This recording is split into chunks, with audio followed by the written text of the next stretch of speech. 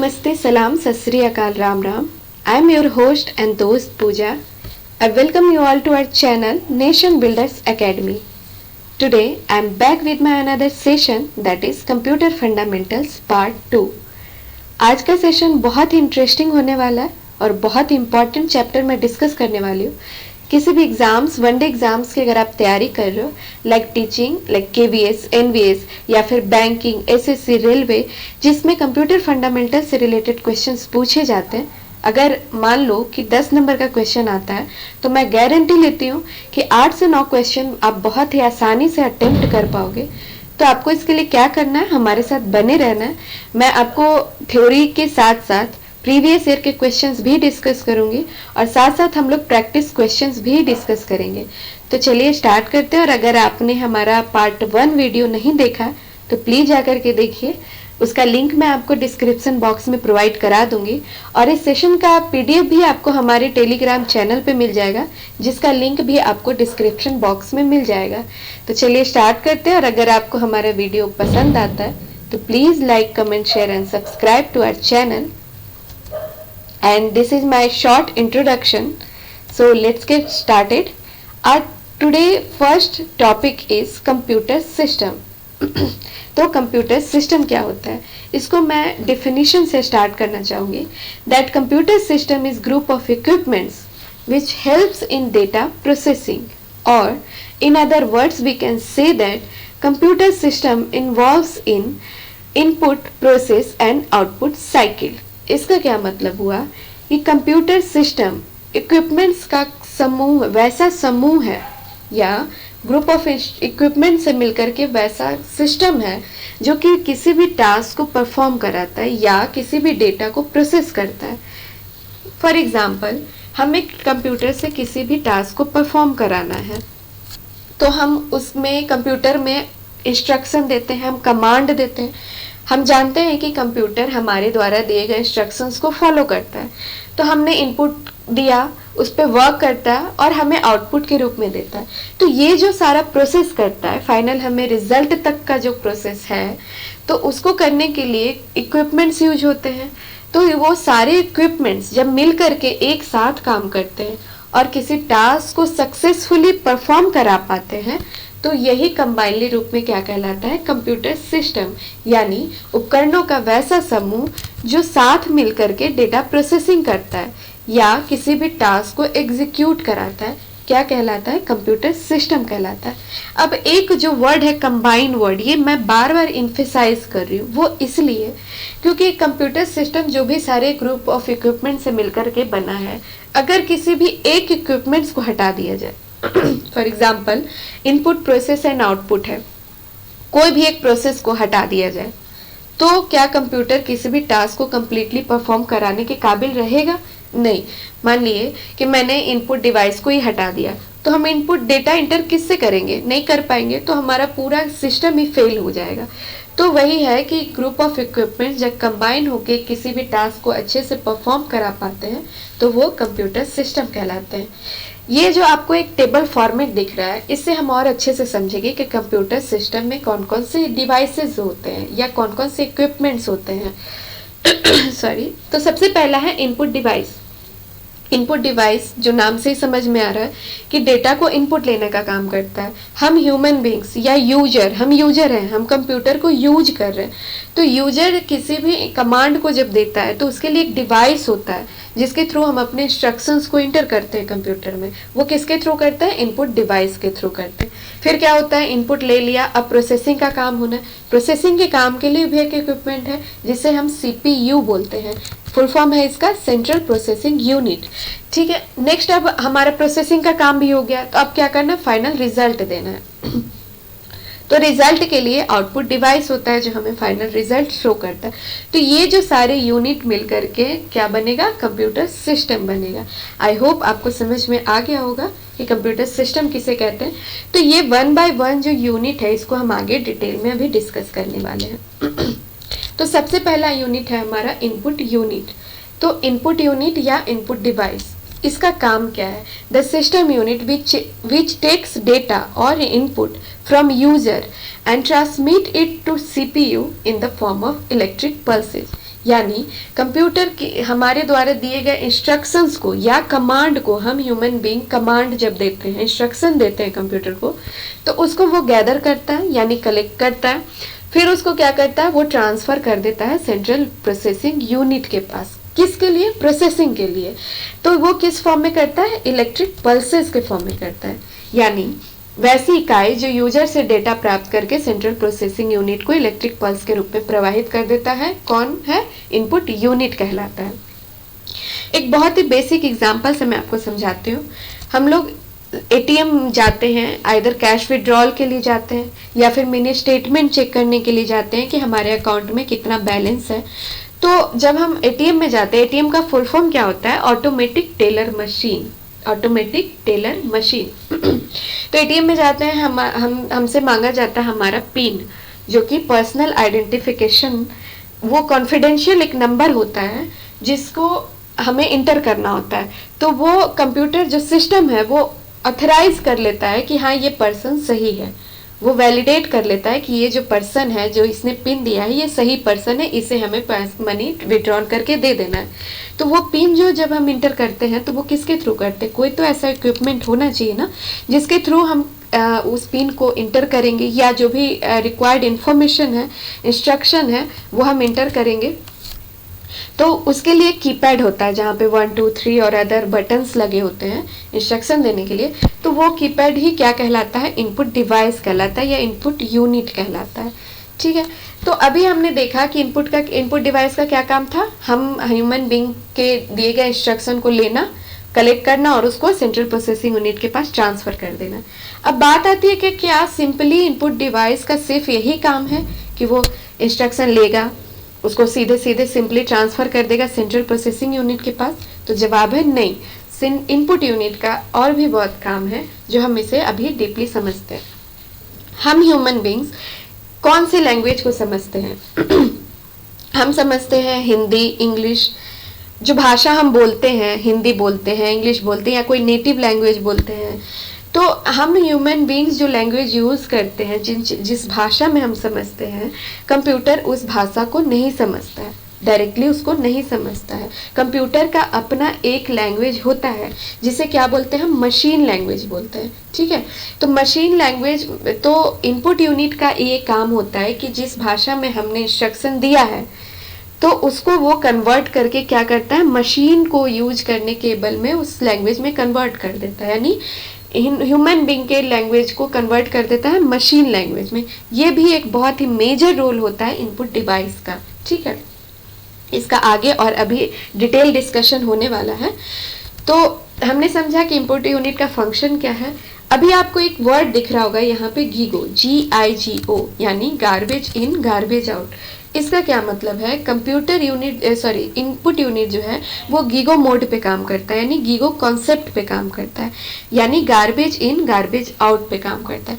Last session में हमने समझा था कि कंप्यूटर क्या करता है? हमारे इंस्ट्रक्शन को डायरेक्टली लेता है और उस पर डायरेक्टली वर्क करके रिजल्ट दे देता है। उसके पास इतना सेंस नहीं होता है कि अगर हम ह्यूमन बीइंग गलत इंस्ट्रक्शन दे देंगे तो वो करेक्ट कर लेगा, ऐसा उसके पास सेंस नहीं होता। वो नहीं समझ पाता है कि ये जो इंस्ट्रक्शन आया है वो गलत है, यहाँ पे कुछ एरर है, उसको करेक्ट कर लेना और उसके बाद प्रोसेसिंग करके सही रिजल्ट देना है, ये सेंस कंप्यूटर के पास नहीं होता है।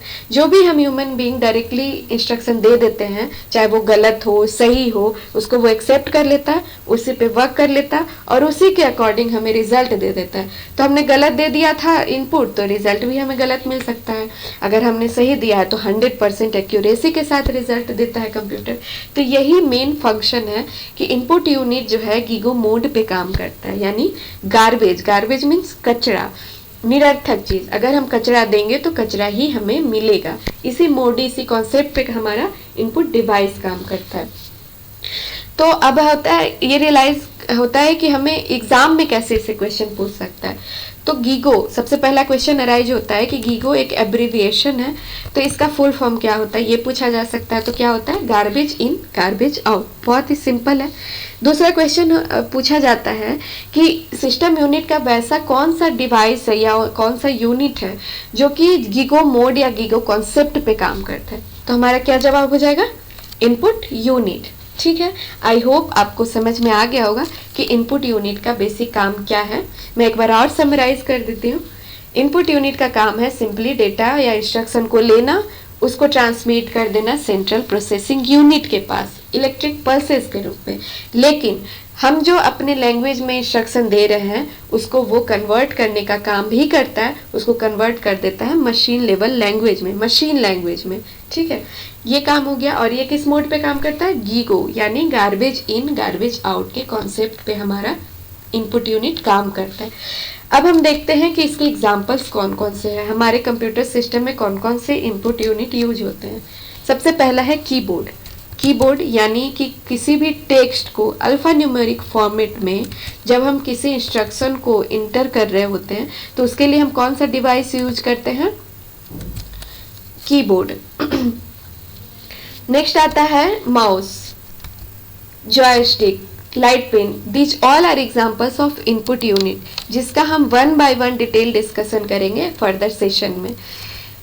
Track ball, scanner, graphic table, microphone, MICR यानी मैग्नेटिक इंक कैरेक्टर रीडर, या इसी को हम बोलते हैं magnetic ink character recognition, optical character reader यानी OCR, bar code reader BCR और OMR optical mark reader etcetera. This all are examples of input device, जिसको हम लोग बहुत ही डिटेल आगे पढ़ने वाले हैं।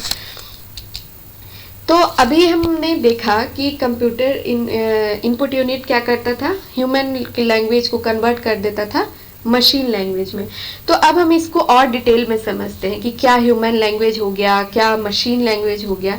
तो कंप्यूटर लैंग्वेज या प्रोग्रामिंग लैंग्वेज, जिस लैंग्वेज में हम किसी इंस्ट्रक्शन को देते हैं, प्रोग्रामिंग जो प्रोग्राम है जिसको हम इंस्ट्रक्शन, ग्रुप ऑफ इंस्ट्रक्शंस को ही प्रोग्राम बोलते हैं। तो जिस लैंग्वेज में हम प्रोग्राम लिखते हैं या इंस्ट्रक्शन लिखते हैं तो वो कितने तरह का होता है वो हम देखते हैं। कंप्यूटर लैंग्वेज बेसिकली दो तरह का होता है। पहला होता है लो लेवल लैंग्वेज और दूसरा होता है हाई लेवल लैंग्वेज। ठीक है, लो लेवल लैंग्वेज का क्या मतलब हुआ कि वैसा लैंग्वेज जो कंप्यूटर के बहुत करीब होता है। यहाँ पे लो और हाई को समझने के लिए मैं आपको एक ट्रिक बताती हूँ कि यहाँ पे कंप्यूटर सिस्टम को रेफरेंस लेना है। हम कोई भी टास्क किससे पर, हमारे लिए रेफरेंस यहाँ पे क्या है? सब कुछ है कंप्यूटर सिस्टम। तो कंप्यूटर सिस्टम के रेफरेंस में वैसा लैंग्वेज जो कंप्यूटर बहुत आसानी से समझ पाएगा, वैसा लैंग्वेज जो कंप्यूटर के बहुत करीब होगा, वो क्या कहलाएगा? Low level language. और कंप्यूटर के जितना दूर होता चला जाएगा या कंप्यूटर के लिए जो जितना थोड़ा टफ होगा उसके लिए समझने के लिए, वो कहलाएगा हाई लेवल लैंग्वेज। ठीक है, इसको हम समझते हैं अभी डिटेल में। तो हमने क्या देखा कि कंप्यूटर लैंग्वेज कितने तरीके का होता है? दो तरह का होता है। पहला लो लेवल लैंग्वेज, दूसरा हाई लेवल लैंग्वेज। अब फर्दर लो लेवल लैंग्वेज भी दो कैटेगरी में डिवाइड हो जाता है। पहला होता है मशीन लैंग्वेज, दूसरा होता है असेंबली लेवल लैंग्वेज। तो अब हमें देखते हैं कि मशीन लैंग्वेज क्या होता है। मशीन लेवल लैंग्वेज, इसको मशीन लेवल लैंग्वेज भी बोलते हैं। Machine language is such a programming language which is very close to any machine और एनी सिस्टम। मतलब कि वैसा लैंग्वेज जो कंप्यूटर सिस्टम बहुत आसानी वे में समझ जाता है, उसके लिए उसको कोई भी फर्दर कैलकुलेशन या किसी भी मैनिपुलेशन की जरूरत नहीं पड़ती, सीधे सीधे वो उस चीज़ को कंप्यूटर समझता है। तो बात आती है कि कौन सा ऐसा लैंग्वेज है जो कंप्यूटर समझ जाता है आसानी से। तो हम देखते हैं कि कौन कौन सा ऐसा लैंग्वेज है। मशीन लेवल लैंग्वेज यानी कंप्यूटर लैंग्वेज जो है वो दो कोड पे काम करता है, 0 और 1। हमारा कोई भी कंप्यूटर सिस्टम वो सिर्फ दो ही कोड को समझता है, 0 और 1, जिसे हम क्या कहते हैं? बाइनरी कोड बोलते हैं। 0 को कंप्यूटर के, यहाँ पे गलत हो गया है, प्लीज आप लोग करेक्शन कर लेना। 0 का मतलब होता है फॉल्स और 1 का मतलब होता है ट्रू। ठीक है, तो हमारा कंप्यूटर 0 और 1 को पे मोड पे ही काम करता है, इसके अलावा वो कुछ भी नहीं समझता। हर इंस्ट्रक्शन को वो 0 और 1 के फॉर्म में कन्वर्ट करके ही समझता है, जिसे हम कहते हैं बाइनरी कोड। तो मशीन लेवल लैंग्वेज क्या है? मशीन ओरिएंटेड है। मशीन ओरिएंटेड का क्या मतलब है कि मशीन के बहुत करीब है, मशीन के बहुत फ्रेंडली है, मशीन उसको बहुत आसानी से समझता है, सिर्फ वो 0 और 1 को ही समझता है। और ये थर्ड यहाँ पे है platform depend. Machine level language होता है प्लेटफॉर्म डिपेंडेंट होता है। प्लेटफॉर्म डिपेंडेंट का क्या मतलब कि जितने भी तरह के कंप्यूटर हैं, हर एक कंप्यूटर का अपना अपना स्पेसिफिकेशन होता है, अपना अपना एक कैटेगरी होता है। हर एक कंप्यूटर इक्वल नहीं है, किसी का प्रोसेसर बहुत फास्ट काम करता है, किसी का थोड़ा स्लो काम करता है, कोई बहुत ही एफिशिएंट है किसी काम को, बहुत सारे फीचर्स है उसमें, किसी में कम फीचर्स है। एग्जाम्पल आप देखो, जैसे कि कोई सैमसंग मोबाइल है और किसी के पास आईफोन है, एप्पल का आईफोन है, तो दोनों में एग्जैक्टली सेम फीचर्स नहीं होंगे, दोनों कहीं ना कहीं एक दूसरे से वेरी करते हैं, तभी तो प्राइस दोनों का अलग अलग है, फीचर्स अलग अलग है, एक महंगा है एक सस्ता है, तो दोनों में डिफरेंस तो होगा, क्वालिटी में डिफरेंस होगा। इसी तरीके से कंप्यूटर का अपना स्पेसिफिकेशन होता है। तो हर लैंग्वेज, जो मशीन लैंग्वेज है, जो प्रोग्रामिंग लैंग्वेज है, हर जगह सेम प्रोग्रामिंग लैंग्वेज काम नहीं करता है। अगर किसी दो कंप्यूटर है, मान लीजिए ए और बी है, एक कंप्यूटर थोड़ा स्लो है, इसमें कम स्पेसिफिकेशंस है, बी थोड़ा फास्ट है, हाई माइक्रो प्रोसेसर उसमें यूज किया गया है, वो फास्ट प्रोसेसिंग करता है। तो अगर हम इस ए वाले प्रोग्रामिंग लैंग्वेज को सेम को उठा करके कॉपी पेस्ट कर दे बी में, तो वो उसमें काम नहीं करेगा, क्योंकि उसके लिए अपना इन्वायरमेंट है, वो सेम उसी प्रोग्राम को वो एग्जीक्यूट नहीं कर पाएगा, अपना अपना स्पेसिफिकेशन है। हर कंप्यूटर जैसे हर इंसान का अपना अपना क्षमता है, अपना अपना काम करने का तरीका अलग है। हर दो इंसान अब एक नहीं है, सबका अपना अपना एक यूनिकनेस है, हर इंसान एक दूसरे से अलग है, हर इंसान में कुछ न कुछ क्वालिटीज है, हर इंसान एक दूसरे से बहुत ही अलग है, ठीक है। तो इसी तरीके से दो कंप्यूटर भी एक दूसरे से डिफरेंट है, अगर उसका स्पेसिफिकेशन अलग है, तो सेम प्रोग्राम आप उठा करके वही कॉपी पेस्ट कर दोगे तो वो दूसरे कंप्यूटर में काम नहीं करता है। तो यही एक आप ड्रॉबैक कह लो कि मशीन लैंग्वेज प्लेटफॉर्म डिपेंडेंट होता है, वो कंप्यूटर के प्लेटफॉर्म पे डिपेंड करता है, किस तरीके का उसमें कंप्यूटर में स्पेसिफिकेशन है उस पर डिपेंड करता है। नेक्स्ट पॉइंट है हमारे वेरी क्लोज टू हार्डवेयर और सिस्टम। जैसे हमने समझा कि मशीन लैंग्वेज क्या होता है, बहुत ही क्लोज होता है, 0 और 1 डायरेक्टली हमारा मशीन समझ लेता है, तो हमारे मशीन के बहुत करीब है, बहुत आसानी से उसको समझ लेगा, उसको फास्ट एग्जीक्यूट कर लेगा। हमारा लाइफ आज कंप्यूटर पे इतना डिपेंडेंट हो गया, हर एक फील्ड में आज हम कंप्यूटर यूज कर रहे हैं, किसी भी फॉर्म में कर रहे हो, हम हर जगह कंप्यूटर पे डिपेंडेंट है। और कंप्यूटर को बहुत ही इफ़िशिएंट होना आज के ज़माने में बहुत ज़रूरी है, क्योंकि हमारी लाइफ इतना डेवलप कर रहा है, हम लोग इतना जल्दी इतने तेज़ी से लाइफ में आगे बढ़ रहे हैं और बढ़ना चाहते हैं, तो उसके लिए कंप्यूटर को बहुत इफ़िशिएंट होना होगा। जितना कम समय में वो चीज़ों को एग्जीक्यूट करके हमें काम परफॉर्म करा के देगा, वो कंप्यूटर उतना ही रिलायबल होगा, उतना ही वो हमारे लिए बहुत ज़रूरी होगा, ठीक है। तो इसीलिए कंप्यूटर को कोई मशीन वो लैंग्वेज है जो कंप्यूटर उस लैंग्वेज पे बहुत फास्ट वर्क कर पाता है, ठीक है। एक और मैं बहुत बेसिक एग्जांपल से बताती हूँ। जैसे मान लीजिए हम स्पोकन इंग्लिश सीखने जा रहे हैं, हम चाहते हैं कि हम फ्लुएंट इंग्लिश बोलना सीख जाए, तो हमारा नेटिव लैंग्वेज हिंदी है, ठीक है। बेसिक जो हमारा नेटिव लैंग्वेज हिंदी है, तो हिंदी से जब हम इंग्लिश बोलने जा रहे हैं, तो जितनी जल्दी हमारा माइंड उस सेंटेंस को फ्रेम कर लेगा, हिंदी से इंग्लिश में कन्वर्ट कर लेगा, जितनी जल्दी कर लेगा उतनी जल्दी हम कैपेबल होंगे इंग्लिश फ्लुएंट बोलने के लिए, ठीक है। तो उसी तरीके से कंप्यूटर भी क्या है, जितनी जल्दी वो हमारे लिए, क्योंकि जो इंस्ट्रक्शन हम दे रहे हैं वो तो हम अपने लैंग्वेज में दे रहे हैं ना, हम अपने लैंग्वेज में डेटा को कमांड दे रहे हैं, तो उसको जितनी जल्दी वो कन्वर्ट कर लेगा और कन्वर्ट करके अपने लैंग्वेज में बना लेगा, तब उसको एग्जीक्यूट करेगा, जितनी जल्दी ये काम वो कर लेगा, वो कंप्यूटर उतना ही इफिशिएंट होगा। तो ये वही है कि मशीन लैंग्वेज क्या है, वेरी क्लोज टू हार्डवेयर और सिस्टम। नेक्स्ट है फास्ट टू एग्जीक्यूट। ऑब्वियसली अगर मशीन उसको कोई भी एक्स्ट्रा एफर्ट नहीं लगेगा, वो सीधे सीधे उस बाइनरी और 0-1 के फॉर्म में उसको मिल जाएगा और उसको एग्जीक्यूट कर लेगा, तो बहुत ही फास्ट काम कर लेगा। तो ये हमने देखा कि मशीन लैंग्वेज क्या होता है एग्जैक्टली। तो यही बात है कि जो इनपुट डिवाइस है वो क्या करता है, कन्वर्ट कर देता है हमारी लैंग्वेज को मशीन लैंग्वेज में, ताकि कंप्यूटर उस टास्क को बहुत आसानी वे में परफॉर्म करा ले। तो अब मशीन लैंग्वेज का ये तो हो गया बेनिफिट है, कुछ ड्रॉबैक्स भी इस लैंग्वेज के। ड्रॉबैक्स क्या है कि हर एक कोड, हर एक चीज जो इंस्ट्रक्शन है उसमें 0 और 1 के फॉर्मेट में लिखा होता है। तो हम जो सिंपल ह्यूमन बींग है वो हम तो इंड यूजर है। End user in the sense कि हम कंप्यूटर को यूज कर रहे हैं। सिंपली हमें बना बनाया कंप्यूटर सॉफ्टवेयर मिल जाता है, उसको हम बस एग्जीक्यूट करते हैं, उस पर काम करते हैं।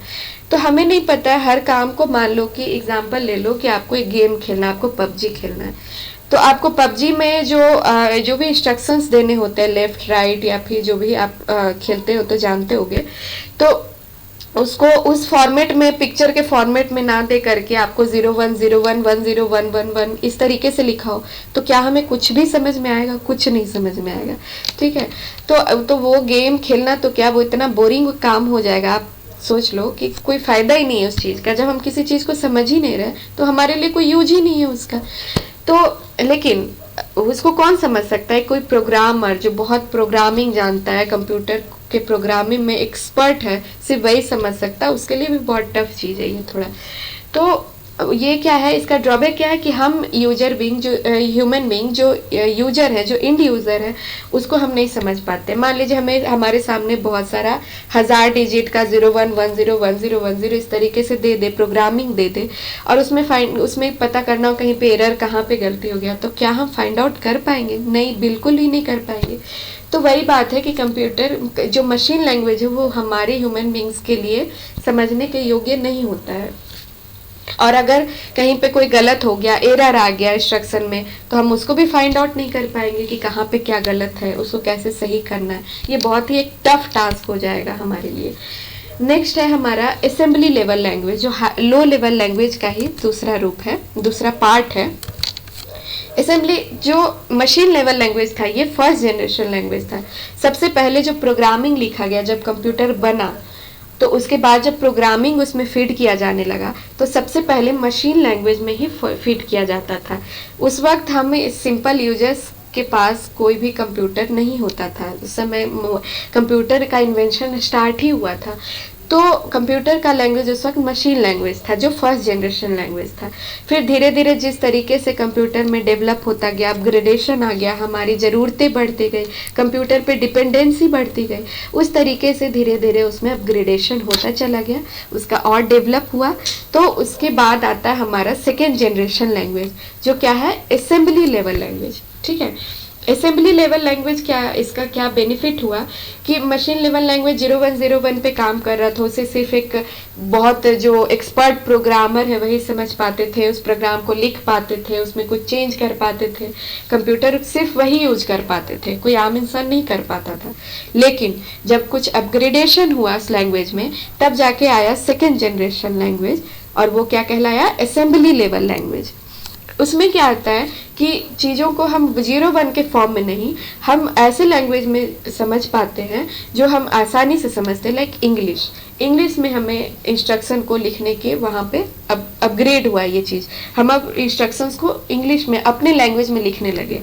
उस वहाँ पे न्यूमोनिक्स यूज किया जाने लगा। न्यूमोनिक्स मीन्स जैसे हमें कोई एक्सप्रेशन, कोई एडिशन करना है, तो एडिशन के लिए वहाँ पे एक कोड वहाँ पे बना दिया गया कि एडिशन के लिए जब आप ऐड कोड यूज करोगे, ऐड न्यूमोनिक्स यूज करोगे, तो आप एडिशन टास्क परफॉर्म करा पाओगे। उसी तरीके से सब्सट्रैक्शन के लिए SUB, मल्टीप्लिकेशन के लिए MUL या फिर प्रोडक्ट PROD, उसी तरीके से डिवीजन DIV, ये सब क्या कहलाते हैं, न्यूमोनिक्स कहलाते हैं। तो ये थोड़ा आसान हो गया अब हमारे लिए, हम थोड़ा आसानी वे में इसको समझ जाने लगे कि ADD है यानी एडिशन है, SUB है तो सब्सट्रैक्शन है।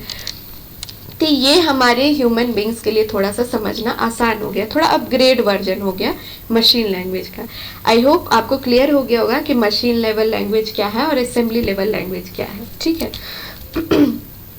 अब हम इसको थोड़ा डिफरेंस के फॉर्म में समझते हैं कि एग्जैक्टली मशीन लेवल लैंग्वेज और असेंबली लेवल लैंग्वेज में डिफरेंस क्या है। ठीक है, पहला पॉइंट है, मशीन लैंग्वेज एक नीचे स्तर का भाषा है जिसमें बाइनरी संख्या होता है, जिसे कंप्यूटर सीधे एग्जीक्यूट कर सकता है। हमने समझा कि लो लेवल लैंग्वेज है machine language. Low level language means क्या, कि कंप्यूटर के बहुत करीब है, डायरेक्टली उस मशीन लैंग्वेज को मशीन समझ लेता है, उस पर वर्क कर लेता है, उसको किसी भी तरह का कन्वर्जन का जरूरत नहीं पड़ता है। लेकिन असेंबली लेवल लैंग्वेज में क्या है, ये भी लो लेवल प्रोग्रामिंग ही है, लेकिन इसको मशीन को बदलना पड़ता है, इसको जो भी न्यूमोनिक्स है, जो भी इंग्लिश फॉर्मेट है, उसको कन्वर्ट करके फिर मशीन लेवल लैंग्वेज यानी बाइनरी लेवल लैंग्वेज में उसको कन्वर्ट करना पड़ता है। और इस कन्वर्जन के लिए एक इक्विपमेंट होता है, एक डिवाइस होता है जिसको क्या बोलते हैं, असेंबलर, जो क्या करता है, असेंबली लेवल लैंग्वेज को मशीन लेवल लैंग्वेज यानी बाइनरी फॉर्मेट में कन्वर्ट कर देता है। नेक्स्ट पॉइंट है, मशीनी भाषा को मनुष्यों द्वारा समझा नहीं जा सकता है और इसे केवल कंप्यूटर द्वारा ही समझा जा सकता है। अभी हमने देखा कि जो मशीन लेवल लैंग्वेज है, 0 और 1 है, ये हम ह्यूमन बींग्स के लिए समझना आसान नहीं है, ठीक है, ये बहुत बड़े बड़े एक्सपर्ट प्रोग्रामर ही समझ पाते हैं, हम सिंपल यूजर नहीं समझ सकते, तो ये सिर्फ कंप्यूटर द्वारा ही समझा जा सकता है। लेकिन असेंबली लेवल लैंग्वेज में ऐसा नहीं है, वो थोड़ा अपग्रेड हुआ, यहाँ पे चीज़ें हमारे यूजर फ्रेंडली हो गई, हम चीज़ों को समझने लगे, उसको अपने लैंग्वेज में थोड़ा थोड़ा लिखना स्टार्ट कर दिया, तो क्या है, ये मनुष्यों द्वारा समझा जाने लगा और इसका उपयोग भी किया जाने लगा। थर्ड पॉइंट है, मशीन भाषा में 0 और 1 अंक शामिल है। हमने समझा कि जो कोड है 0 फॉल्स के लिए यूज होता है और 1 ट्रू के लिए यूज होता है। मशीन लैंग्वेज सिर्फ यही 2 कोड से बना होता है। लेकिन असेंबली लेवल लैंग्वेज में इंग्लिश का सिंटैक्स यूज होने लगा, इंग्लिश लैंग्वेज यूज होने लगा। हमने देखा एडिशन, सब्सट्रैक्शन, एसयूबी, तो इसी तरीके से इंग्लिश लैंग्वेज यूज होने लगा, थोड़ा यूजर फ्रेंडली हो गया, यूजर्स थोड़ा आसानी से, और प्रोग्रामर्स के लिए भी काम आसान हो गया, ठीक है। नेक्स्ट पॉइंट है, मशीन लैंग्वेज वह है जो फर्स्ट जनरेशन लैंग्वेज है, ठीक है। मैंने बताया आपको कि मशीन सबसे पहले जो लैंग्वेज का डेवलपमेंट हुआ था वो कौन था, मशीन लेवल लैंग्वेज, इसीलिए उसे फर्स्ट जनरेशन लैंग्वेज भी कहते हैं। इसी तरीके से जब उसमें थोड़ा सा अपग्रेडेशन हुआ तो हमारा आया सेकेंड जनरेशन लैंग्वेज, जो कि थोड़ा आसान था, वो क्या था, assembly level language. Next point है कि मशीन लेवल लैंग्वेज मशीन भाषा को बदलना नहीं जा सकता। ऑब्वियस है, जब मशीन इन चीज़ों को समझ रहा है, डायरेक्टली समझ रहा है, तो फिर उसे कन्वर्ट करने की कोई ज़रूरत नहीं है, मशीन उसको सीधे सीधे एग्जीक्यूट उस पर कर लेगा। लेकिन असेंबली लेवल लैंग्वेज को मॉडिफाई करना पड़ेगा, उसको असेंबली लेवल लैंग्वेज को मशीन लेवल लैंग्वेज में कंप्यूटर को कन्वर्ट करना पड़ेगा, तो इसीलिए उसको वहाँ पे असेंबलर यूज करते थे। लेकिन ये थोड़ा आसान है क्योंकि ये भी लो लेवल लैंग्वेज है, मशीन के करीब है ये, तो इसको कन्वर्ट करना बहुत ज़्यादा टफ टास्क नहीं होता है कंप्यूटर के लिए। कंप्यूटर बहुत कम टाइम में मशीन लैंग्वेज में कन्वर्ट कर लेता है। नेक्स्ट है हमारा, मशीन भाषा के सिंटैक्स में एरर का रिस्क बहुत ही अधिक होता है। सही बात है, जहाँ पे सिर्फ और सिर्फ 010101 यूज हो रहा, वहाँ पे अगर कोई एरर आ जाता है तो उसको फाइंड आउट करना, उसको फिर करेक्ट करना थोड़ा ही टफ टास्क, थोड़ा क्या बहुत टफ टास्क हो जाता है। लेकिन असेंबली लेवल लैंग्वेज में ये टास्क थोड़ा सा सिंपल हो जाता है। यहाँ पे एरर आ जाएगा, जहाँ पे इंग्लिश लैंग्वेज में लिखा है वहाँ पे अगर एरर आ जाता है तो प्रोग्रामर्स या हम इंडिविजुअल समझ जाते हैं कि कहाँ पे एरर है और हमें कैसे करेक्ट करना है, थोड़ा सा आसान है। बाइनरी कोड को हम याद नहीं कर सकते, बिल्कुल सही बात है। अब मान लो कि आप कहीं मूवी देख रहे हो या फिर कंप्यूटर में कोई काम कर रहे हो, हर एक इंस्ट्रक्शन, हर एक काम आपको, इवन कि सिस्टम ऑन भी करना है तो कोड लिखना है आपको, 011010 करना है तब आपका सिस्टम ऑन होगा, पावर शट डाउन करना है तब भी आपको कमांड लिखना होगा 101। आप इमेजिन कर सकते हो ये कितना टिपिकल टास्क हो जाएगा हमारे लिए। और इसको याद तो खैर कर ही नहीं सकते हैं, हर काम को हम 10 के फॉर्म में याद नहीं रख सकते। 10 नंबर का डिजिट का, किसी का नंबर याद करना हमारे लिए जब टफ है, तो आप इमेजिन करो हर काम 1010 करना कितना टफ हो जाएगा, है ना। तो लेकिन असेंबली लेवल लैंग्वेज में क्या है कि कमांड को याद करना आसान है थोड़ा, जैसे अभी एडिशन के लिए एडीडी, सब्सट्रैक्शन के लिए एसयूबी, तो ये हम थोड़ा, मेरे लिए आसान टास्क है कि हम याद कर सकते हैं। अब है नेक्स्ट पॉइंट है, इसमें कमांड को एग्जीक्यूट करने के लिए असेंबलर की आवश्यकता नहीं होती है। क्यों होगी, जब ये मशीन खुद समझ ही रहा है चीज़ों को तो क्यों कन्वर्ट करना है, अब इसको मशीन तो समझ लेगा। लेकिन असेंबलर में क्या है कि उसको एक असेंबली लेवल लैंग्वेज को एक इक्विपमेंट की जरूरत पड़ती है, जो कि असेंबली लेवल लैंग्वेज से कंप्यूटर को समझने के लिए मशीन लेवल लैंग्वेज में कन्वर्ट करता है। उसको क्या बोलते हैं, असेंबलर बोलते हैं। आई होप आपको क्लियर हो गया होगा कि मशीन लेवल लैंग्वेज और असेंबली लेवल लैंग्वेज होता क्या है। ये लो लेवल लैंग्वेज का ही पार्ट है। नेक्स्ट हमने देखा कि प्रोग्रामिंग लैंग्वेज का एक और जो पार्ट है वो है हाई लेवल लैंग्वेज। अब ये क्या होता है, जैसे जैसे कंप्यूटर प्रोग्रामिंग में डेवलपमेंट हुआ, इन्हांस होता गया और ज़्यादा चीज़ें आसान होती चली गई, तो हमारा और अपग्रेडेशन हुआ प्रोग्रामिंग लैंग्वेज में भी। अभी क्या था कि निमोनिक्स था, हर एक चीज़ों के लिए निमोनिक्स और उसके कोड याद रखने पड़ते। या तो मैंने छोटा सा एग्जांपल आपको दिया ना कि इस एडिशन सब्सट्रैक्शन, ये तो बहुत इजी चीज़ था, बट पूरे कंप्यूटर में हर एक प्रोग्राम को, हर एक काम के लिए अगर फिक्स कर दिया जाए न्यूमोनिक्स कि इसके लिए यही यूज करना, तो थोड़ा सा टफ टास्क हमारे लिए उसको याद करना हो जाता है और टाइम टेकिंग भी हो जाता है। हम तो लाइफ में इतना जल्दी डेवलप करते हैं, करना चाहते हैं कि हर एक चीज़ जितनी आसान हो उतने हमारे डेवलपमेंट के लिए वो चीज़ें अच्छी होती हैं। तो उसी को ओवरकम करने के लिए जो ड्रॉबैक्स थे, कुछ जो ड्रॉबैक्स रह गए थे लो लेवल लैंग्वेज में, उसको ओवरकम करके आता है हमारा नेक्स्ट लैंग्वेज इन्हांस होता है high level language. High level language जो है वो हम ह्यूमन बींग्स जो इंड यूजर्स हैं उसके बहुत करीब है, ठीक है, वो हम बहुत आसानी से समझ लेते हैं। जैसे एग्जांपल मैं बताती हूँ, हमारा हाई लेवल लैंग्वेज का एग्जांपल है सी प्लस प्लस, जावा, कोबोल। हम लोग इसको आगे आगे चैप्टर्स में आने वाला है, सारा डिस्कस करेंगे। तो ये जो इसमें क्या डिफरेंस आ गया, हमारा low level assembly level language और हाई लेवल लैंग्वेज में क्या डिफरेंस आ गया। इसमें क्या था, असेंबली लेवल लैंग्वेज में हम न्यूमोनिक्स यूज करते थे, हर एक चीज़ के लिए एक स्पेसिफिक कोड होता था जिसको हमें याद रखना होता था। लेकिन हाई लेवल लैंग्वेज में और आसान हो गया चीज़ें, हम चीज़ों को, एक्सप्रेशन को, लाइक अगर एग्जांपल मैं मैथमेटिकल कैलकुलेशन कराना चाहती हूँ, एडिशन कराना चाहती हूँ, तो सिंपल मैं मैथमेटिकल एक्सप्रेशंस अब यूज कर सकती हूँ। एडिशन के लिए plus, minus, multiplication, division, alphabets, numerics, बहुत ही हम जिन चीज़ों को जिस लैंग्वेज में हम समझते हैं वो और इजी हो गया हमारे लिए, वही हो गया हमारा हाई लेवल लैंग्वेज। लेकिन इसका भी कुछ ड्रॉबैक्स होगा। आप इमेजिन करो क्या क्या ड्रॉबैक्स हो सकता है। इतने जो हमने पॉइंट्स देखे, तो उसी तरीके से अब हम इमेजिन कर पाएंगे कि हाई लेवल अगर लैंग्वेज यूज हो रहा है तो यहाँ पे क्या क्या ड्रॉबैक्स भी आ सकता है। तो मैं बताती हूँ ड्रॉबैक्स क्या क्या हो सकता है। वो मशीन के लिए कन्वर्जन थोड़ा टाइम टेकिंग हो जाता है वहाँ पे, और इन्हांस्ड वर्जन के जो ट्रांसलेटर जो ट्रांसलेट कर रहा था हमारे लैंग्वेज को कंप्यूटर के लैंग्वेज में, वो लगाना होगा, फिर उसको कन्वर्जन में थोड़ा टाइम लग जाएगा। ये सब थोड़ा ड्रॉबैक्स हैं, बट इसको भी ओवरकम कर देता है हमारा हाई लेवल लैंग्वेज, क्योंकि ये बहुत ही अपग्रेडेड वर्जन है। कंप्यूटर बहुत ही आसान, बहुत ही अपग्रेडेड हो चुका है अभी, सारा फंक्शन इसका कंप्यूटर का अपग्रेड हो चुका है। तो ऐसा नहीं है कि बहुत टाइम, एक एक घंटा टाइम ले लेगा कन्वर्जन, ऐसा भी नहीं है। कंप्यूटर अब खुद इतना इफिशिएंट और अपग्रेडेड वर्जन हो चुका है, इसका प्रोसेसर इतना फास्ट हो चुका है कि चीज़ों को वह बहुत आसानी से कर लेता है। और हम जैसे यूजर्स के लिए भी बहुत आसान है हर कंप्यूटर को हर एक चीज़ अब आइकन के फॉर्म में, आपने देखा होगा जैसे गेम खेलते हैं तो हमारे पास हर एक चीज का आइकन होता है, लेफ्ट के लिए लेफ्ट एरो, राइट के लिए राइट एरो, अप के लिए अप एरो, डाउन एरो, वो एक सिंबल्स, ग्राफिक्स, पिक्चर्स के फॉर्म में दे देता है ताकि हम उससे समझ जाए।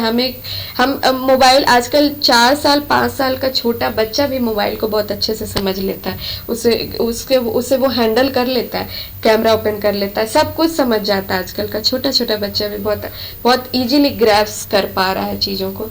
तो ये किस वजह से हो पाया, जितना ज़्यादा यूजर फ्रेंडली होता जाएगा computer programming language, computer use करना जितना हमारे लिए आसान होता जाएगा, चीज़ें उतनी, हमारी लाइफ भी उतनी आसान होती चली जाएगी और चीज़ों को हम बहुत आसानी से यूज कर पाएंगे। ठीक है, आपको समझ में आ गया होगा कि अभी क्या क्या हमने देख लिया कि इनपुट डिवाइस क्या होता है, प्रोग्रामिंग लैंग्वेज क्या होता है, इनपुट डिवाइस का फंक्शन क्या क्या है। नेक्स्ट अब आता है हमारा नेक्स्ट पार्ट है सेंट्रल प्रोसेसिंग यूनिट, यानी इनपुट डिवाइस जब फर्दर प्रोसेसिंग के लिए किसके पास भेजता है, सीपीयू के पास, सेंट्रल प्रोसेसिंग यूनिट के पास। तो सेंट्रल प्रोसेसिंग यूनिट को और किस नाम से जानते हैं, प्रोसेसर के नाम, it is also called a processor. ठीक है, it is electronic microchip which converts data into information। अब देखते हैं कि सीपीयू का काम क्या है। ये एक माइक्रो प्रोसेसर है या प्रोसेसर है जो कि सिलिकॉन चिप्स चिप का बना होता है, जो जिसका काम क्या होता है, डेटा को इंफॉर्मेशन में कन्वर्ट करना। लास्ट सेशन में हमने समझा था कि डेटा क्या होता है और इंफॉर्मेशन क्या होता है। जब कोई भी इंस्ट्रक्शन जो रॉ इंस्ट्रक्शन होता है, जिसका कोई बहुत ज़्यादा अर्थ नहीं होता है, उसको वो प्रोसेस करके कन्वर्ट कंप्यूटर क्या करता है, किस फॉर्मेट में, हमारे लिए रिलेवेंट आउटपुट के रूप में कन्वर्ट करता है। उसको क्या कहते थे, इंफॉर्मेशन। तो यही काम है कि हमारे द्वारा लिए गए इंस्ट्रक्शन को प्रोसेस करके सीपीयू क्या करता है, इंफॉर्मेशन यानी रिलेवेंट आउटपुट के रूप में हमें देता है। इसे हम ब्रेन ऑफ कंप्यूटर भी कहते हैं।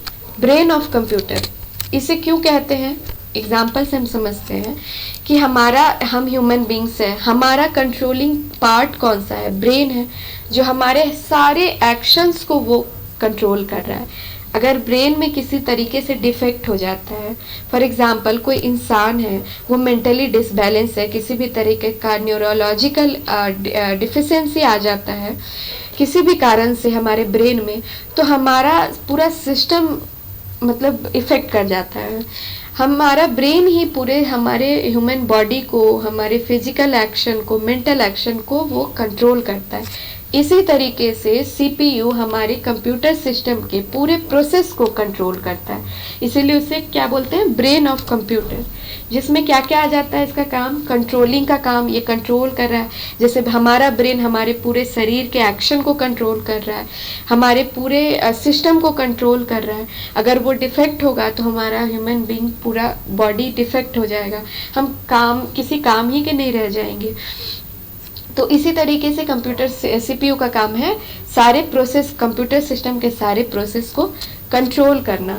और कन्वर्जन का काम है, ये क्या करेगा, हमारे द्वारा इंस्ट्रक्शन को लेगा, प्रोसेस करेगा और हमें फाइनल रिजल्ट का काम भी करेगा। तो सेंट्रल प्रोसेसिंग का काम ये बेसिक फंक्शन है। अब हम देखते हैं कि सेंट्रल प्रोसेसिंग के कौन कौन से पार्ट्स हैं, कौन कौन से पार्ट्स जो कंप्यूटर सीपीयू में आते हैं। तो पहला है ALU, arithmetical logical unit, second है कंट्रोल यूनिट और थर्ड है मेमोरी यूनिट। यानी ये 3 यूनिट है, जिन 3 यूनिट से मिलकर के बेसिकली ये 3 यूनिट से मिलकर के हमारा सेंट्रल प्रोसेसिंग यूनिट बना। और ये सारे काम को, टास्क को परफॉर्म कंबाइनली मिलकर के ये 3 यूनिट सेंट्रल प्रोसेसिंग के सारे काम को करता है। ठीक है, ये जो टेबल फॉर्मेट आपने पेज 1 में देखा होगा, वही टेबल फॉर्मेट यहाँ पे है। यहाँ आपको दिख रहा होगा कि सेंट्रल प्रोसेसिंग यूनिट में 3 पार्ट है, ALU, arithmetical logic unit, control unit and memory unit. ठीक है, चलिए आगे हम डिटेल में पढ़ते हैं कि ये तीनों यूनिट का क्या क्या काम है। तो पहला है हमारा अरिथमेटिकल लॉजिकल यूनिट। तो it is used in arithmetical and logical calculations. What is mean by that? If we want to perform any mathematical calculation, if we want to perform any task in the form of mathematical expressions, then this unit activates। यानी कि जब हम mathematical यानी किसी भी arithmetical expression कोई काम कराना चाहते हैं, जैसे एडिशन, मल्टीप्लिकेशन, सब्सट्रैक्शन, रूट निकालना चाहते हैं, परसेंटेज निकालना चाहते हैं, किसी भी तरीके का मैथमेटिकल कैलकुलेशन का जब काम कराने जा रहे हैं हम कंप्यूटर से, तो कंप्यूटर सीपीयू का कौन सा पार्ट एक्टिवेट होता है, एलयू यानी अरिथमेटिकल लॉजिकल यूनिट। अब बात आता है कि ये अरिथमेटिकल और लॉजिकल ये जो वर्ड है, इस दोनों में डिफरेंस क्या है। तो अरिथमेटिकल कैलकुलेशन सिंपली क्या हो गया, मैथमेटिकल कैलकुलेशन, जैसे एडिशन, सब्सट्रैक्शन, डिवीजन, मल्टीप्लिकेशन, ये सिंपल हो गया अरिथमेटिकल कैलकुलेशन। अब है लॉजिकल कैलकुलेशन, किसी भी तरीके का लॉजिकल स्टेटमेंट, यानी लॉजिकली हम किसी काम को कराना चाहते हैं। फॉर एग्जाम्पल हम जानते हैं हमारे इंडिया में वोट देने का जो बेसिक एलिजिबिलिटी क्राइटेरिया है वो 18 साल या 18 साल से जो पर्सन ज़्यादा एज का होगा वही वोट कास्ट करने के लिए एलिजिबल है। मान लीजिए कि 100 आदमी आता है पोलिंग बूथ पे, ठीक है, तो हमें अब पता करना है कि इस 100 में से कौन कौन सा कितने पर्सन हैं जो कि एलिजिबल हैं वोट कास्ट करने के लिए, वोट देने के लिए। तो हम उसमें लॉजिक लगाते हैं कि जैसे यहाँ पे आपको दिख रहा होगा logic statement, if girl age is greater than और equal to 18 then print eligible to cast vote. यानी जिस भी पर्सन का एज अगर 18 है या 18 से ज़्यादा है तो आप मुझे वो छाट करके वो डिटेल दे दो कि प्रिंट कर दो कि ये person eligible to cast vote, ठीक है। और अगर नहीं है, मान लो 75 आदमी है जो एलिजिबल है तो 25 आदमी एलिजिबल नहीं है, तो वो 25 आदमी भी लॉजिकली हमें फाइंड आउट हो जाएगा कि ये 18 से कम एज का है, तो यानी ये हमारे एलिजिबिलिटी क्राइटेरिया फिट नहीं बैठता, ये इंसान वोट देने के लिए एलिजिबल नहीं है। तो इसी तरीके का जब अरिथमेटिकल या लॉजिकल टास्क परफॉर्म कराना होता है तो सीपीयू का एलयू पार्ट है वो एक्टिव हो जाता है, ठीक है। नेक्स्ट पार्ट है हमारा कंट्रोल यूनिट। तो कंट्रोल यूनिट जो सीपीयू का ही सेकेंड पार्ट है, नाम से ही समझ में आ रहा है कि कंट्रोल करता होगा, ठीक है। जैसे हमने देखा कि हमारा ब्रेन अभी कंट्रोल कर रहा है, उसी तरीके से कंट्रोलिंग का काम है सेंट्रल प्रोसेसिंग यूनिट का, तो उसमें कंट्रोल यूनिट जो पार्ट है वही काम करता है ओवरऑल प्रोसेस को कंट्रोल करने का। It controls all the process of computer system and the function of parts of computers as input device, processor, output device. मतलब कि जो भी टास्क परफॉर्म हो रहा है, आइदर वो इनपुट डिवाइस कर रहा है या प्रोसेसर कर रहा है या आउटपुट डिवाइस, ओवरऑल जो कंप्यूटर सिस्टम का काम कर रहा है उसको कंट्रोल करने का कौन काम कर रहा है? कंट्रोल यूनिट कर रहा है, ठीक है। यह कंप्यूटर के सारे कार्यों को नियंत्रित करता है तथा कंप्यूटर के सारे भागों जैसे इनपुट, आउटपुट डिवाइस तथा प्रोसेसर की गतिविधियों को नियंत्रित करता है। सिंपल बात है। नेक्स्ट है हमारा थर्ड यूनिट है सेंट्रल प्रोसेसिंग यूनिट का मेमोरी यूनिट। नाम से इससे भी समझ में आ रहा होगा कि मेमोरी यूनिट यानी मेमोरी पार्ट जो डेटा को स्टोर करने का काम करता होगा। हमने देखा था प्रीवियस सेशन में कि कंप्यूटर का काम सिर्फ इनपुट लेके प्रोसेस करके आउटपुट देने तक ही लिमिटेड नहीं है, ये डेटा को स्टोर करने का भी काम करता है। हम फ्यूचर पर्पस से हम किसी भी डेटा को जब स्टोर करना चाहते हैं तो उसके लिए हमारे सीपीयू में जो यूनिट होता है, मेमोरी यूनिट होता है, वो क्या करता है? डेटा को स्टोर करने का काम करता है। It stores the data for future use. अब ये जो मेमोरी यूनिट है ये दो तरह का होता है। पहला है प्राइमरी मेमोरी एंड दूसरा है सेकेंडरी मेमोरी। कितने तरह का है मेमोरी यूनिट? दो तरह का होता है, प्राइमरी मेमोरी और सेकेंडरी मेमोरी। फर्दर सेशन में हम इसको भी बहुत डिटेल में पढ़ने वाले हैं, ठीक है। आई होप अभी तक आपने समझा कि इनपुट कंप्यूटर सिस्टम किसे कहते हैं, उसके कौन कौन से पार्ट्स हैं, पार्ट्स किस तरीके से काम करते हैं। और अब हमारा है इनपुट हो गया, प्रोसेसिंग का भी काम हो गया, अब फाइनल हमें क्या चाहिए? रिजल्ट चाहिए। तो उस रिजल्ट के लिए हमारा जो डिवाइस यूज होता है या जो कंप्यूटर यूनिट का पार्ट है वो क्या है? इनपुट यूनिट है। The unit of computer system which takes the data from CPU after processing and makes it user friendly or able to understand। ठीक है, आपको समझ में आ गया होगा ये लाइन का मतलब कि कंप्यूटर जब प्रोसेसिंग के बाद जो फाइनल जो रिजल्ट मिलता है हमें वो किसके थ्रू मिलता है? इनपुट डिवाइस के थ्रू मिलता है। और ये क्या होता है? यूजर फ्रेंडली होता है। इसका क्या मतलब? हमने देखा कि कंप्यूटर काम करता है मशीन लैंग्वेज पे, 0 और 1 के फॉर्म में काम करता है। अब मान लो कि हमने टास्क परफॉर्म करा लिया और कंप्यूटर हमारा वही जो रिजल्ट आया वो 0 के 1 के फॉर्मेट में ही हमें आउटपुट के रूप में दे दे, तो फिर वही बात होगी कि हमें समझ नहीं आएगा कि ये क्या है, उसे समझना हमारे लिए आसान नहीं है। तो फिर कंप्यूटर यूनिट में, आउटपुट यूनिट में एक ऐसा इक्विपमेंट लगा होता है जो मशीन लैंग्वेज को फिर यूजर फ्रेंडली लैंग्वेज में कन्वर्ट कर देता है, जिससे हम फिर समझ पाते हैं जो हमारी लैंग्वेज में होता है, ठीक है।